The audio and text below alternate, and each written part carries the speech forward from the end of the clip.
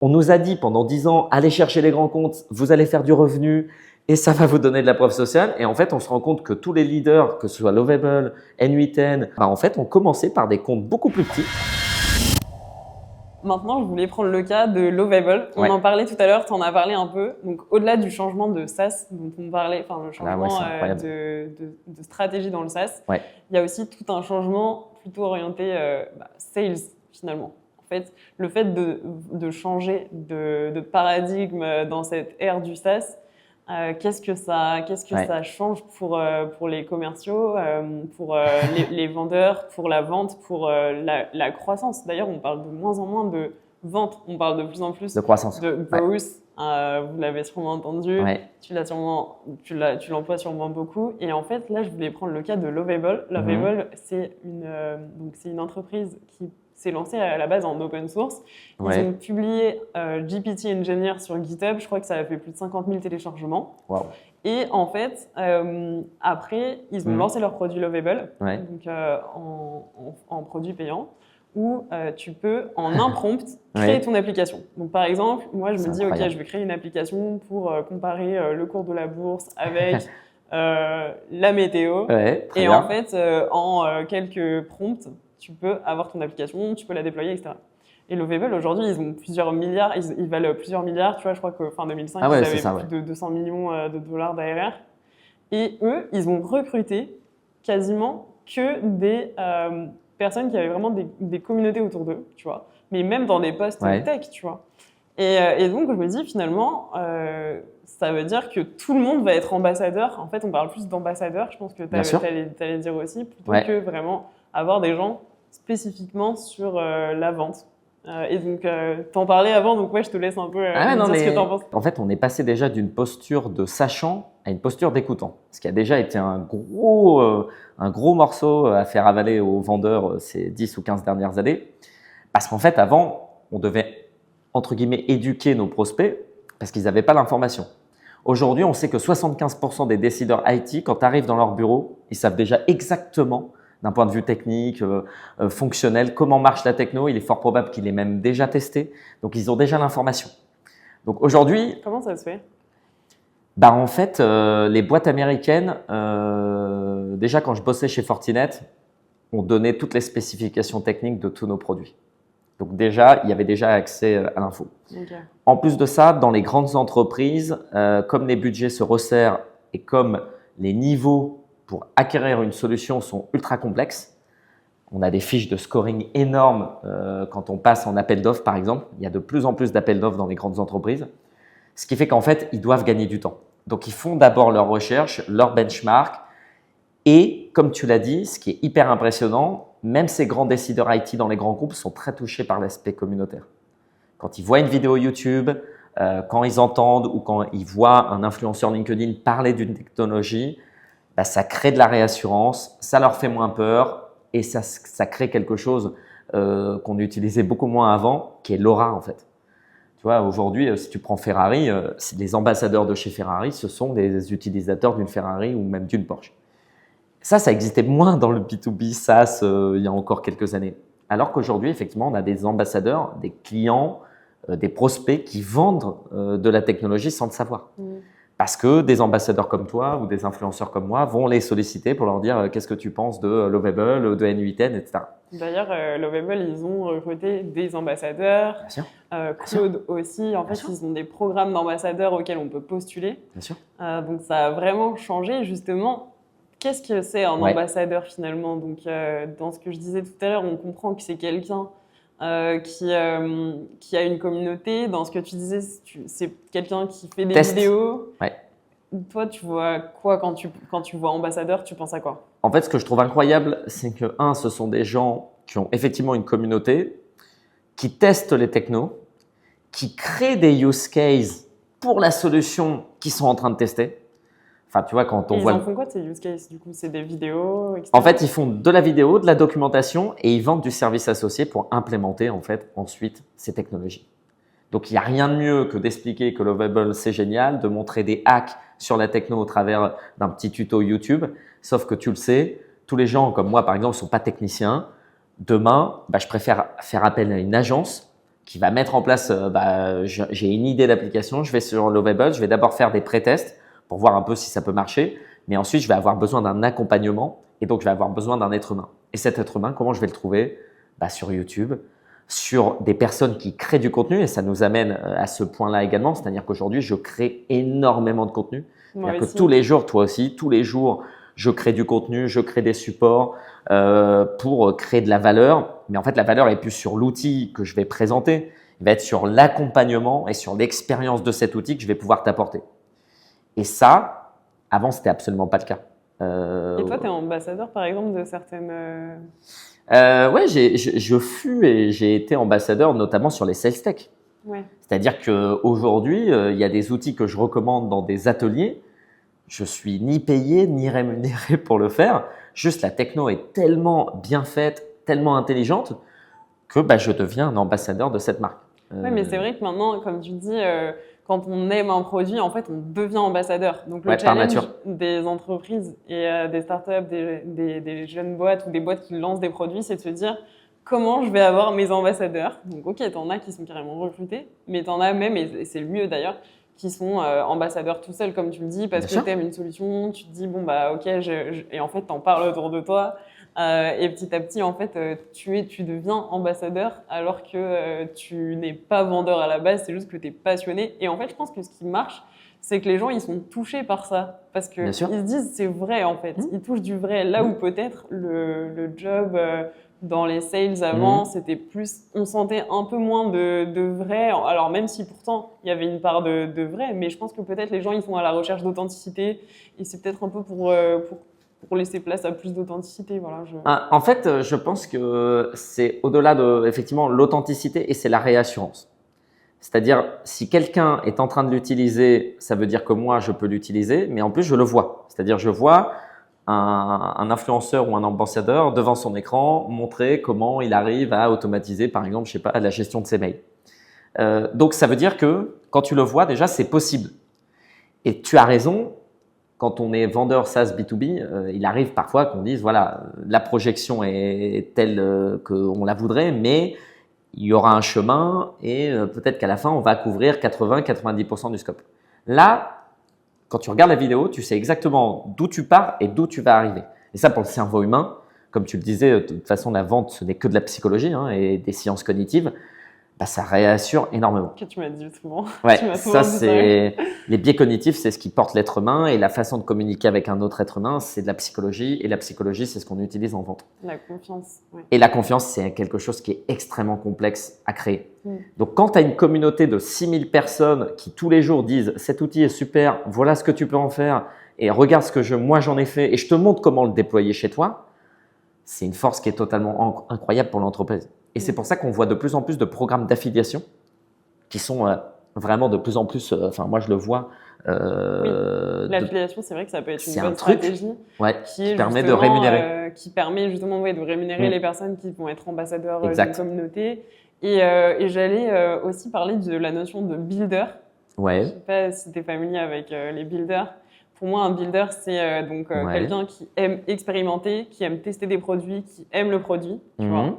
Et parfois, ça vient vraiment se toucher avec la notion d'ambassadeur parce que t'es un builder, t'aimes bien construire des choses. Tu vois, le week-end, t'aimes bien créer ta plateforme en 2 jours. T'aimes bien tester les nouvelles technos. T'es une des premières personnes de ton entourage à chaque fois à tester des nouveaux trucs, tu vois, avec des nouvelles technos qui sortent. T'aimes bien tester les features de Claude, tout ça. Et finalement, tu vois, il y a aussi cette notion de builder qui est apparue. Alors, tu peux être un builder et ne pas en parler, mais c'est vrai que je pense que c'est une bonne combinaison si tu es builder et que tu aimes bien la communauté, etc. Du coup, tu deviens un bon ambassadeur encore plus parce que tu as le côté produit et regardez ce que je fais, regardez ce que je build de mon côté. Et en plus, tu peux le partager à ta communauté. Donc, ça veut dire, dans ce que tu dis, qu'on est presque sur un modèle de jeu vidéo, en fait. Ouais. Tu vois? Parce qu'en fait, les gens qui jouent dans des ligues, dans des e-ligues, ils sont payés pour jouer sur un jeu que toi, tu peux acheter et tu regardes ça à la télé et ensuite, tu vas acheter le jeu vidéo. Et tu as aussi les hackathons. Donc, c'est assez incroyable. Ouais, les hackathons. Alors ça, je te le dis, ça, c'est vraiment une dinguerie. je suis invité tous les jours à des hackathons. Moi aussi. C'est incroyable. Ces dernières semaines, j'étais tout le temps invitée à des hackathons, pareil. Et hyper smart parce qu'à chaque fois, les use cases qu'on me propose, c'est tu es sales, je vais te faire gagner 3 heures dans ta journée grâce à tel outil parce qu'on va automatiser telle chose. Et je me suis déplacé pour le faire. Et effectivement, c'est hyper malin parce que ton besoin ou l'urgence que tu as, et c'est ce qu'on recherche quand on est sales, en fait, en 3 heures, il comble ton besoin, ton urgence, il te mac sur une technologie. En plus, comme moi, je ne suis pas technicien, je ne sortirai jamais de cette techno, puisqu'ils l'ont fait un peu pour moi. Et en plus, il y a l'état d'esprit que je trouve hyper cool, c'est que tu rencontres plein de gens. Donc, pendant que tu es en train de résoudre une problématique, un besoin, une urgence, tu rencontres des gens avec qui tu connais. Il y a des ambassadeurs potentiellement. Il y a des gens sympas qui ont le même problème que toi. Du coup, tu t'y retrouves. Et en fait, c'est comme ça que tu commences à aimer un produit et tu te dis, toi, c'était organisé par une entreprise ou c'était… C'était organisé par une entreprise. Mais tu vois, pour Reason AI, Anthony, je l'ai rencontré de cette façon-là. Sur un hackathon N8N.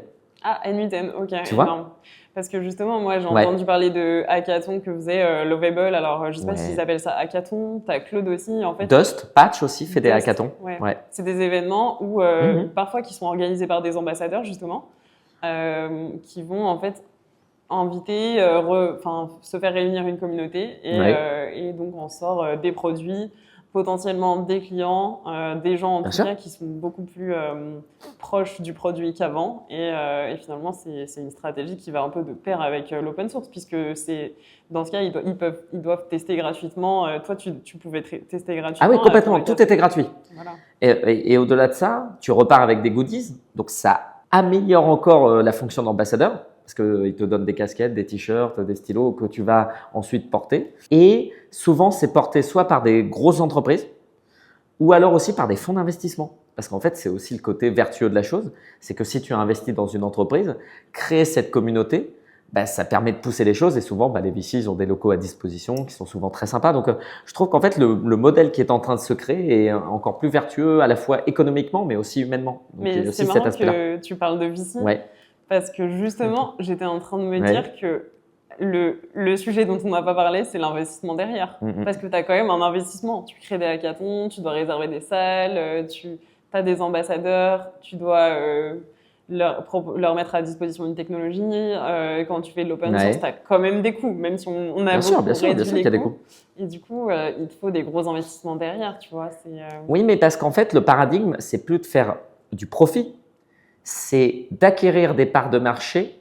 Et donc, pour moi, l'approche est différente, c'est-à-dire qu'il faut un investissement de base.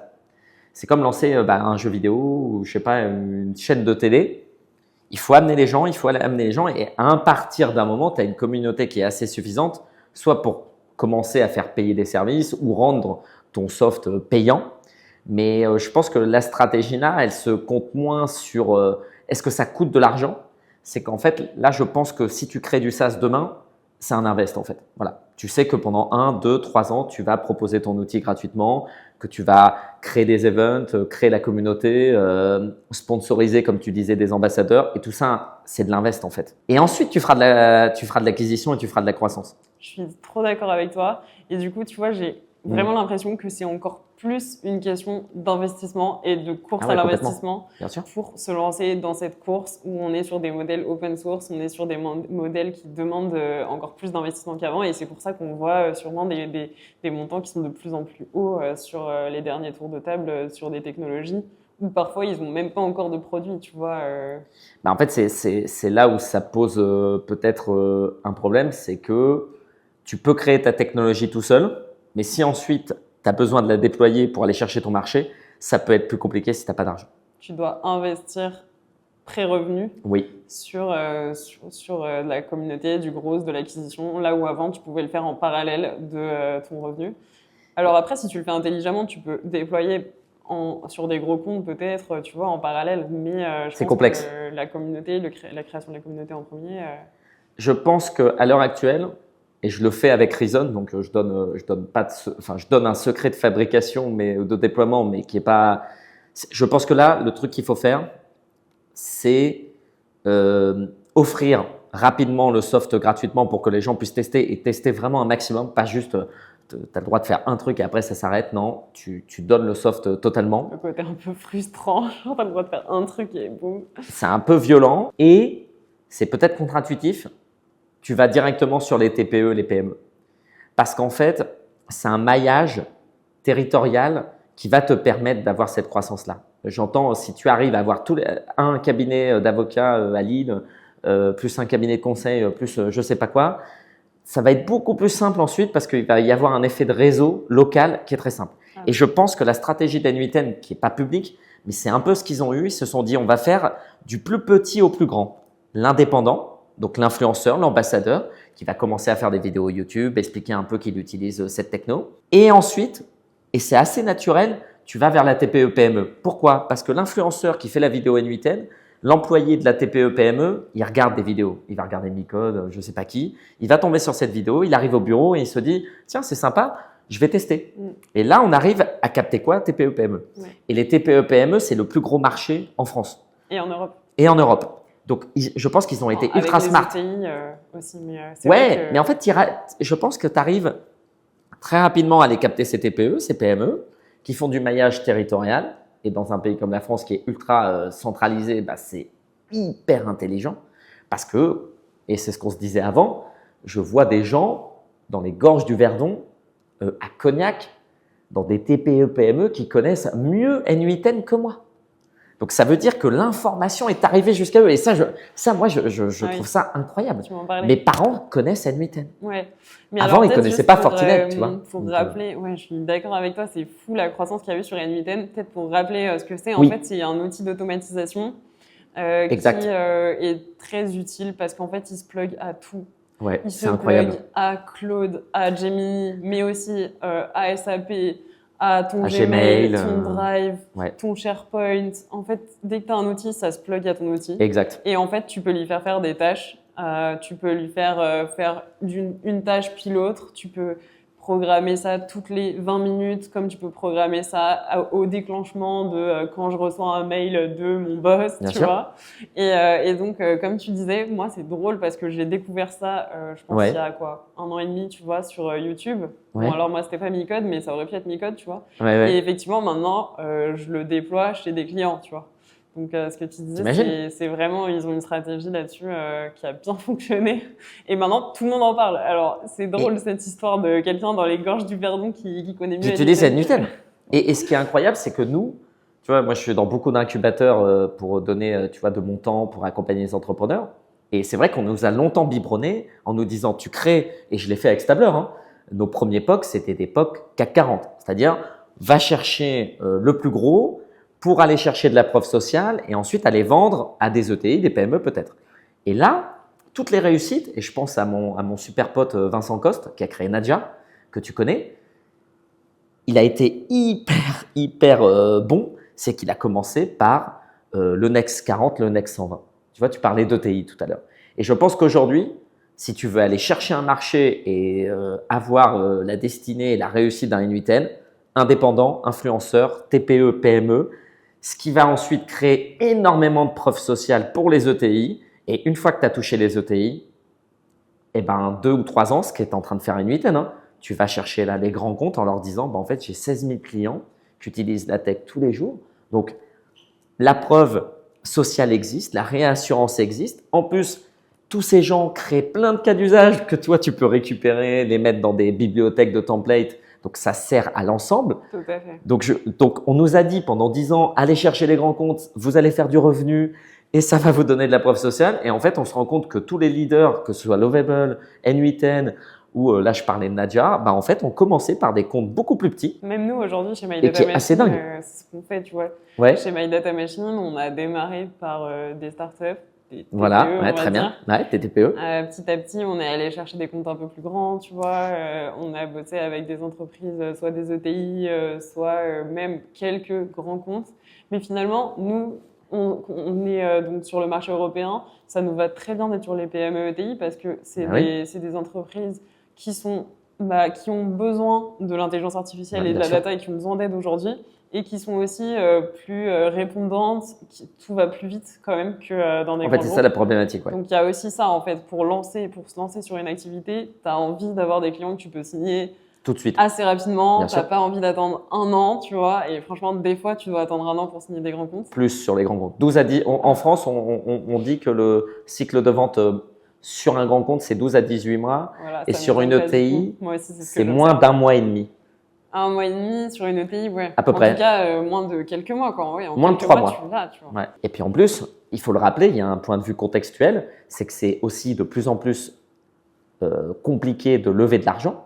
Donc ça veut dire qu'on revient au bootstrap, c'est-à-dire tu crées des revenus pour la croissance de ton entreprise, c'est-à-dire recruter des gens, ouvrir de nouveaux marchés. Donc il faut que tu arrives à faire rentrer de l'argent day one en fait. Sinon, ça va être difficile d'aller voir un investisseur, ça va être difficile de construire ta startup et de faire de la croissance. Ouais. Donc c'est pour ça que c'est le bon schéma, je pense. Ouais. Et par contre, tu peux quand même avoir déjà des chiffres de croissance et d'acquisition, même si tu n'as pas que des gens qui payent beaucoup. Bien sûr. Mais tu leur dis, voilà, aujourd'hui, j'ai 50 000 téléchargements sur GitHub, j'ai des gens qui sont prêts qui veulent des nouvelles features, qui sont tous les jours en train de commenter. Il y a tel bug dans telle ligne de code, donc il faudrait faire telle amélioration. Si tu leur donnes l'amélioration, il y aurait sûrement un pourcentage non négligeable de gens qui prendraient ta solution. Donc c'est déjà une preuve de se dire, on mesure une certaine croissance qui n'est pas mesurable par uniquement l'argent, le revenu, exact. Mais qui te prouve qu'il y a une traction, qu'il y a de l'intérêt et qu'il y a un marché. Regarde ChatGPT, il y a 1% des utilisateurs ou 3% des utilisateurs de ChatGPT qui payent. Donc, ce qui démontre là, c'est juste qu'il y a 1,5 milliard de personnes qui l'utilisent, mais il y a pour le moment peu de gens qui payent. Mais la promesse future, c'est qu'à un moment, il y ait 50, 60, 70%. Ou alors, je ne sais pas si tu as vu, peut-être intégrer aussi de la publicité dans ces modèles-là. Tu vois, peut-être qu'un jour, il y aura un N8N gratuit, mais avec de la pub. Et un N8N payant. J'espère pas. Parce que bientôt, on mettra de la pub dans notre cerveau. Bien sûr. Ce sera compliqué. Mais oui, j'ai vu cette dualité-là entre Claude et ChatGPT qui veut mettre de la publicité. Ouais. Comment est-ce qu'on fait dans un cas, alors qu'en plus, le CEO d'OpenAI avait dit jamais de publicité, comme quoi, il est revenu sur ses propos assez rapidement, mais je pense qu'en fait, ils ont besoin d'argent. Donc, eux, ils ont besoin d'argent, ils ont levé énormément d'argent, ils crament beaucoup, beaucoup d'argent. Et puis, c'est le but d'une entreprise, c'est de faire de l'argent. Et ils voient les modèles de Google, par exemple, avec qui ils sont en compétition, qui fonctionnent sur le Google Ads, voilà. Ils se disent, il faut qu'on trouve un moyen de faire plus de revenus, de notre revenu. Là où un Claude a mis tout de suite ses licences un peu plus élevées et c'est peut-être plus proche du véritable coût. Donc ça, c'est un peu la suite du sujet d'aujourd'hui. Une fois que tu as acquis ta communauté, il faut quand même rentabiliser un moment. Exact. Mais en fait, il y a deux modèles. Ça reste un challenge pour certaines entreprises. Est-ce que tu mets de la pub voilà. En fait, est-ce que tu vends du conseil très très cher et dans ce cas, c'est pas scalable. En fait, c'est toute la problématique de l'annuel, de l'ARR et du MRR, donc du revenu récurrent. C'est comme ça aujourd'hui qu'on mesure la plupart des entreprises qui se créent.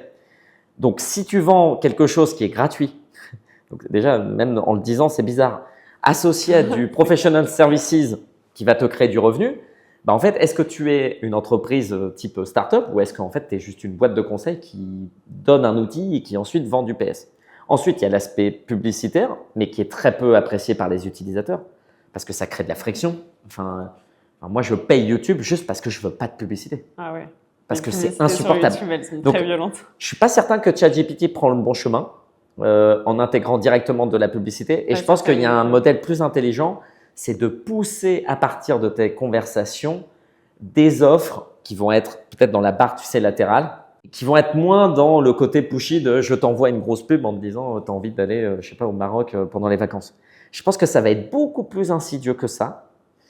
Et puis après, il y a un troisième modèle, c'est toute cette donnée que tu as. Est-ce que tu peux la vendre ou pas? Est-ce que tu peux l'utiliser pour créer de nouveaux services, de nouveaux produits? Moi, j'ai un peu peur du coup des publicités dans le chat GPT parce que je me dis que la réponse, s'ils te mettent des publicités au lieu de te mettre des réponses, déjà qu'ils ont un peu du mal, les LLM, à te mettre du vrai. Mais si en plus, en plus d'halluciner de temps en temps, ils te rajoutent des publicités, tu vois, ça va être compliqué. Maintenant, je pense que OpenAI, ce qu'ils veulent savoir, c'est combien de revenus on peut générer sur les personnes qui ont aujourd'hui la solution gratuite et qui ne veulent pas avoir de pub. Et ils avaient besoin de savoir parce qu'ils ont besoin de cash. Donc, c'est pour ça qu'ils le font. Maintenant, j'espère qu'ils le feront, comme tu le dis, peut-être sur le côté de manière un peu plus intelligente, un peu plus… En fait, il y a un modèle de revenu aussi qui existe. Un peu plus discrète. Ouais. Non, mais en fait, il y a un modèle de revenu aussi qui pourrait exister. C'est que en fait, la problématique d'un OpenAI ou d'un Mistral, c'est qu'il est B2B et B2C. Et que toi et moi, on paye Gemini, Claude et compagnie, mais parce que c'est notre domaine d'activité, qu'on travaille là-dedans. Mais moi, tous les gens autour de moi l'utilisent gratuitement et ils n'ont absolument pas envie de payer un mois ou un autre. Et donc, ce qui pourrait… Alors moi, j'ai entendu cette info, je ne sais pas si… enfin, je n'ai pas exactement le montant, mais a priori… OpenAI fait de plus en plus de l'enterprise et l'enterprise, c'est au jour homme. C'est-à-dire que tu ne payes pas forcément, enfin tu payes tes tokens bien sûr, mais tu ne payes pas le produit et c'est de l'ordre, je crois, de 10 000 à 100 000 euros la journée. Et comme ça, tu crées du revenu. Mais je pense que d'un autre côté, les investisseurs doivent dire bah, c'est génial, tu fais du revenu, mais ce n'est pas recurring. C'est-à-dire qu'une fois que la personne a payé ses 100 000 euros et qu'elle utilise le produit, qu'est-ce qui se passe ? Sauf si tu arrives à l'installer chez le client et qu'après, il n'a plus besoin de toi. Mais effectivement, tu ne vas pas faire x10 sur ton people si tu fais déjà x10, si tu fais x10 sur ton chiffre d'affaires. Et ça va un peu à l'encontre justement de la techno. En fait, c'est ça c'est que là, on essaye de faire des choses qui sont totalement contre-intuitives. On nous dit, il faut vendre et en même temps, on va commencer comme N8N à donner notre produit. Donc déjà, il y a un truc qui ne marche pas. On nous dit, faites du revenu récurrent parce que c'est ce qui va assurer la pérennité de ton organisation. Et en fait, tu vends que du conseil et tu vends plus d'abonnements. Donc pareil, c'est des chemins qui fonctionnent pas. Et c'est pour ça, et on en a parlé justement, le SaaS est dans une très très mauvaise posture. Je dis pas que le SaaS est mort à l'heure d'aujourd'hui, mais je pense qu'on va vers une vague très très bizarre d'internalisation déjà de la technologie. Tu vois, je pense qu'il y aura aussi des systèmes qui seront un peu comme du SaaS. C'est un peu la nouvelle version. Tu vois, par exemple, tu as des API. En fait, c'est ça, c'est des API. Tu vois, des nouvelles API qui sont utilisées par des LLM, qui sont utilisées par des personnes. En fait, les gens, petit à petit, ils vont avoir la flemme, tu vois, d'aller sur des SaaS. Ils vont se dire, ah non, alors moi, je vais demander à mon assistant AI. Et en fait, c'est les assistants AI qui vont se connecter aux nouvelles générations de SaaS qui sont les nouvelles API, voilà, donc les MCP, tout ça. C'est dingue que tu dis ça. Et en fait, tu auras la fin des SaaS classiques. Voilà. Et donc, d'ailleurs, il n'y a pas longtemps, je me demandais, ou alors, autre solution, toi, en tant que éditeur de solutions SaaS, tu te dis, bon, bah, moi, je publie mon LLM dessus, qui va permettre aux gens d'accéder à ma solution via le LLM que je publie, mais aussi de permettre aux autres LLM de s'y connecter parce que sinon, je vais me fermer des portes. Finalement, c'est un peu comme si tu décides de ne pas avoir d'Instagram ou de ne pas avoir LinkedIn alors que tu es un entrepreneur, tu te fermes des portes. Là, c'est un peu te dire, OK, il faut que mon logiciel soit compatible avec ChatGPT ou Claude pour que demain, on puisse y accéder différemment. D'accord. Alors, c'est marrant que tu parles de ça. Est-ce que tu as entendu parler de Polcia? Polcia.ai ou .com? Dis-moi plus. Une dinguerie, mais qui rebat, pareil, toutes les cartes de l'entrepreneuriat, de la gestion de la croissance, du revenu. Un mec tout seul, un Français, très solide, aux États-Unis, il a créé une solution qui s'appelle polcia.com. Tu crées ta boîte directement sur Internet, donc tu n'es pas effectivement, il n'y a pas de SaaS, pas de téléchargement, et la boîte est autogérée par une intelligence artificielle en continu. Donc ton entreprise travaille 24 heures sur 24, 7 jours sur 7, sans être humain. Et tu lui donnes en fait des directives et toutes les nuits, alors j'ai pas encore testé, ça coûte $39 par mois, donc c'est absolument incroyable, c'est fou. Et en fait, tu rentres, moi je l'ai testé sur StablerTech, il analyse ton website et il crée la nuit une landing page, une séquence de prospection et ensuite il fait tout pour toi. Et à mon avis, il y a un mécanisme d'API que moi je connais pas techniquement. Le mec est passé de 4 000 euros, je crois, d'ARR à 4 millions Et là, c'était en février 4 millions. Et hier, j'ai déjeuné avec un ami qui m'a dit qu'il a passé la barre des 10 millions d'ARR. Il est tout seul. Donc, en fait, avec tout ce qu'on se dit tout à l'heure, c'est-à-dire que le bon chemin là de la création de valeur, c'est moi tout seul, sans personne. J'utilise des outils d'IA générative qui permettent d'automatiser les choses. Je crée mon propre business. J'ai la vue sur ce business. Et ça montre quand même quelque chose. Si l'outil a de la valeur, tu peux quand même proposer un abonnement. 39 $ pour Polcia, moi je vais payer. Je vais tester ce truc. Donc, c'est finalement l'IA de l'entrepreneur de demain. Enfin, donc, c'est l'entrepreneur de demain. Finalement, tu manages ton entrepreneur dans ta solution. En fait, c'est ça. Ouais. Intéressant. Et comme tu peux tout automatiser et qu'il y a de moins en moins cette barrière technique, moi j'avais, tu vois, j'ai dans mon iCloud, enfin tu sais, dans mes notes, je note tous les jours toutes les idées de boîte que j'ai. Et je fais ça depuis très longtemps. Et la plupart du temps, qu'est-ce qui se passe? Je regarde mon idée et je me dis, bah non, Romain, tu sais pas faire une app, tu sais pas développer un SaaS, tu sais pas. Mais ça a changé. Et ça, c'est terminé. Oui. Maintenant, je vais dans Lovable. C'est pour ça qu'on parle de builders. Directement. Ouais. C'est pour ça qu'on parle de builders aussi, parce que en fait, avant, tu devais être full stack. Tu devais être en fait, c'est ça. Deep Learning Engineer. Si tu voulais faire un peu d'IA, tu voulais aussi être data scientist. En même temps, tu devais être UI UX designer. C'était compliqué, tu vois. Bon, alors moi Bon, alors moi, j'ai la chance d'avoir la casquette tech, tu vois. Mais même en ayant la casquette tech, tu disais, ah bah mince, il manque le UI UX designer. Mon app, elle est super tech.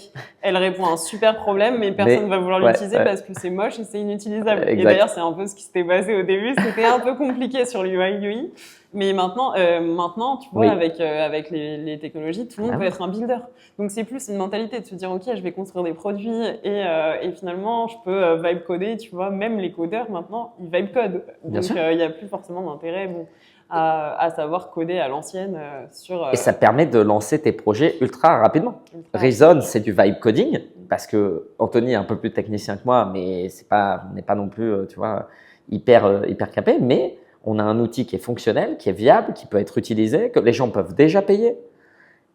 Et ensuite, si vraiment la traction est là, bien entendu, tu vas aller chercher des devs pour coder entre guillemets en dur. Parce que après, il y a tous les aspects de cybersécurité qu'est en train d'ailleurs de rencontrer N8N. Il y a beaucoup de failles, beaucoup de vulnérabilités. Parce que quand tu as un modèle comme ça que tu lances hyper rapidement et que tu as beaucoup de gens dessus, bah, ça crée des failles et des vulnérabilités. Forcément. Mais je pense que ça veut donc dire que si tu as 18 ans aujourd'hui, tu peux créer ton entreprise